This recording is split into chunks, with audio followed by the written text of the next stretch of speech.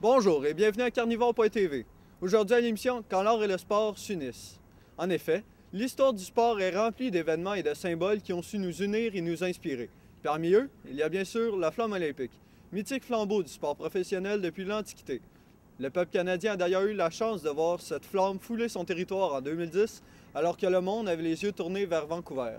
Revivez cette expérience plus tard à l'émission avec le patineur de vitesse médaillé d'or, Mathieu Giroux. Mais maintenant, plus près de chez nous, il y a le Canadien de Montréal, l'équipe chérie du peuple québécois depuis près de 100 ans.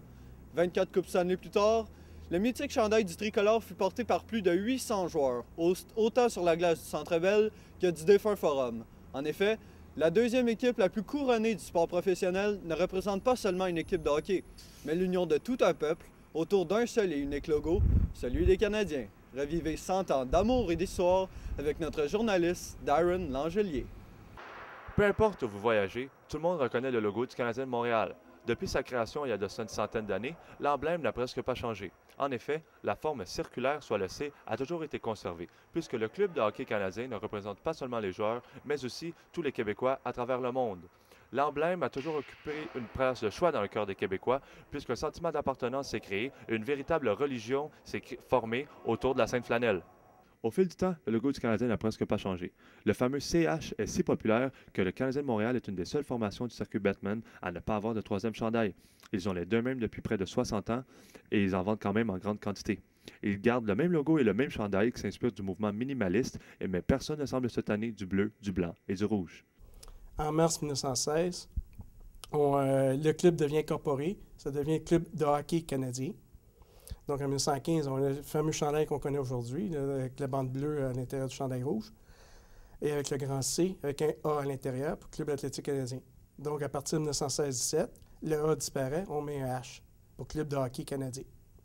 L'honneur de porter le chandail du Canadien est encore plus grand lorsque vous êtes Canadien français. Revêtir l'uniforme du tricolore est le véritable rêve de chaque Québécois qui grandit en jouant au hockey dans les ruelles.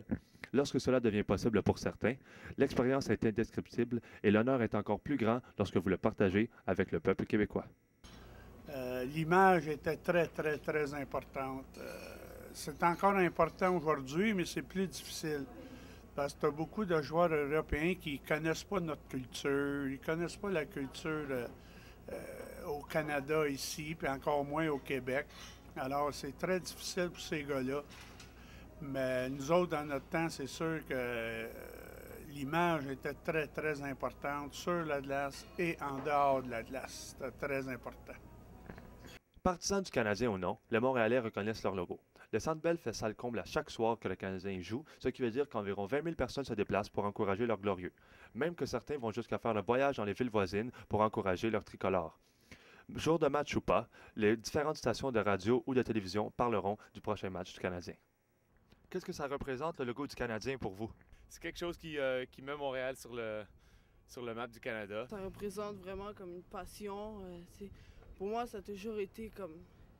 Pour mes parents, puis mon père, puis tout ça, ça a vraiment été quelque chose d'important pour eux. L'histoire. Ben, c'est une grande équipe, c'est notre équipe, c'est les valeurs, puis c'est la famille, puis ces affaires-là que les joueurs ben, quand les joueurs sont interviewés, c'est ce que les joueurs nous disent, puis c'est des valeurs bien importantes comme ça, puis c'est un peu comme ça, nous autres, qu'on essaye de fonctionner dans la vie un petit peu. Une chose est certaine, le Canadien de Montréal reste au cœur de la tradition québécoise. Malgré les récentes difficultés du tricolore, les partisans ne sont pas prêts de les abandonner pour autant, parce que pour eux, c'est plus qu'un simple sport. Le club de hockey canadien représente tous les Canadiens français partout à travers le monde. C'était Darren Langelier pour Carnivore.tv. En 2010, 12 000 Canadiens ont porté la flamme à travers tout le pays pour transmettre le symbole du sport olympique. Au total, 1,8 milliard de téléspectateurs ont regardé les 16 jours de compétition, rendant cet événement le plus diffusé de tous les Jeux d'hiver jamais disputés. Le flambeau, qui fut conçu par Bombardier, s'inspira du paysage hivernal canadien et fut conçu pour brûler à des températures très froides, du jamais vu dans l'histoire des Jeux, et rendant hommage à la ténacité du peuple canadien et de ses athlètes. Francis Carboni vous fait revivre cet événement historique. La flamme olympique est un symbole important pour la tradition des Jeux olympiques. Sa représentation est significative car elle agit comme un élément de réunion et de respect entre les différentes nations qui s'affrontent. C'est également un symbole important puisque la torche la distingue de toute autre compétition nationale. La torche olympique a vu le jour pour la toute première fois le 28 juillet 1928 à Amsterdam lors des Jeux d'été. Elle relie donc également les Jeux d'aujourd'hui à ceux de l'Antiquité. Symboliquement, le feu représente le progrès qui survient suite aux efforts, tout comme l'athlète qui doit souffrir pour performer. Le feu a donc une grande importance au-delà du simple élément, aux yeux de tous. L'œuvre de Jean-Paul Riopel, La Joute, avait été conçue pour les Jeux olympiques de 1976 et exposée au Stade olympique de Montréal. Cette fontaine, qui depuis 2004 a été déplacée dans le quartier international de Montréal, dans un lieu qui s'appelle la place Jean-Paul Riopel, en honneur à l'artiste. Cette sculpture de bronze fait partie du mouvement automatiste, un mouvement qui vise à représenter une œuvre sans idée préconçue.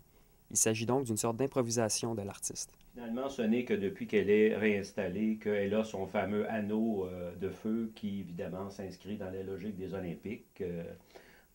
Prométhée, père du feu, donc chez les Grecs, il y avait déjà la symbolique du feu, le passage des flambeaux, et c'est depuis... Donc, dans tous les Jeux olympiques, vous avez la symbolique du feu qui se retrouve dans toutes sortes d'éléments du décor.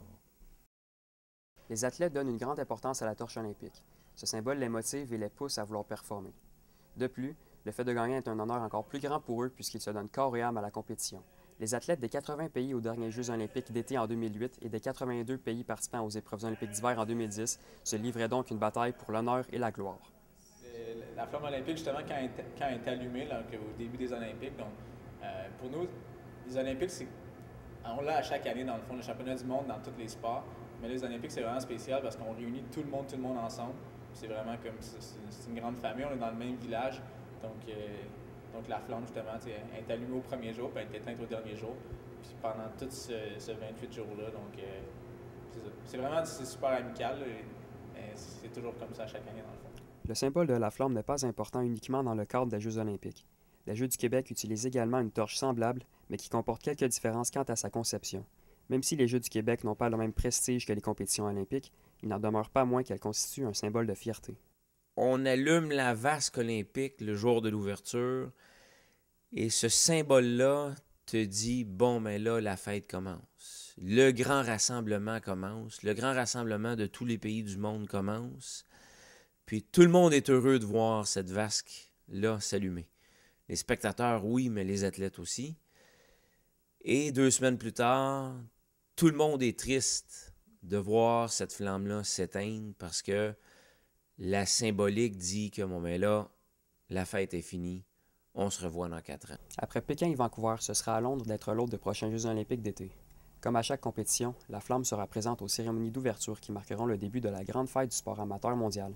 Celle-ci sera allumée le 10 mai prochain à Olympie avant de faire le tour du monde, avant de terminer son périple dans la grande capitale anglaise le 26 juillet prochain. C'est à ce moment que se réuniront à nouveau les meilleurs athlètes du monde. C'était Francis Carboni pour Carnivore.tv.